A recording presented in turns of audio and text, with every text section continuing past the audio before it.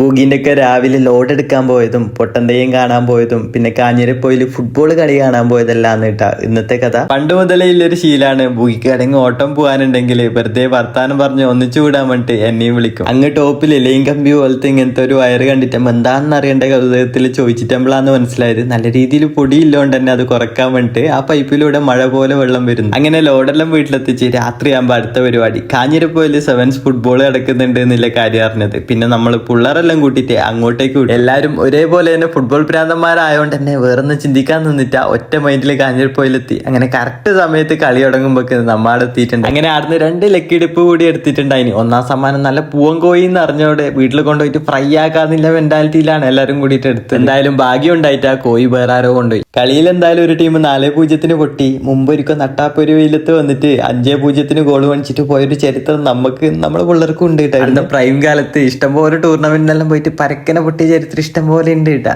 ജയമല്ലല്ലോ, നമ്മളെ വൈബല്ലേ. അങ്ങനെ വരുന്ന സമയത്താണ് വേളൂരമ്പലത്തിന്റെ അടുത്ത് പൊട്ടന്തെയ്യം ഇല്ല കാര്യം അറിഞ്ഞത്. അങ്ങനെ പൊട്ടന്തെയ്യം കാണാതെ എങ്ങനെയാ പോലെ. നമ്മളെ കേരളത്തിൽ ഇതുവരെയും തെയ്യം കാണാത്തവരുണ്ടെങ്കിൽ ഇത് തെയ്യത്തിന്റെ സീസണാണ്. കണ്ണൂർ കാസർഗോഡ് വന്ന് തെയ്യം ഒരിക്കലെങ്കിലും കണ്ടിട്ടില്ലെങ്കിൽ ജീവിതത്തിൽ ഉണ്ടാവുന്ന ഏറ്റവും വലിയ നഷ്ടമായിരിക്കും കേട്ടത്. ടെലിവിഷൻ ചാനലുകളിലും അതുപോലെ തന്നെ സ്റ്റേജ് ഷോയിലും കാണേണ്ട ഒരു കലാരൂപമല്ല. അങ്ങ് കേരളത്തിന്റെ വടക്കിലെ 2 ജില്ലക്കാർ വിശ്വാസത്തോടെയും ബഹുമാനത്തോടെയും ആരാധനാമൂർത്തിയായും കാണുന്ന രൂപമാണ് തെയ്യക്കോലങ്ങൾ. അപ്പൊ മക്കളെ, അടുത്ത വീഡിയോ ആയിട്ട് അടുത്ത ദിവസം കാണുന്നത് വരേക്കും ശരി എന്നാ.